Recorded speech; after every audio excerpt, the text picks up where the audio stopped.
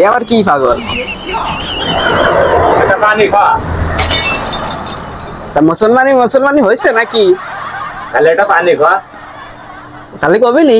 হ্যাঁ ভাই এটা পানি দাও তো ভাই। আরে পানিটা ভাঙে একটালি। আর থুয়ে পানিটা ভাঙে।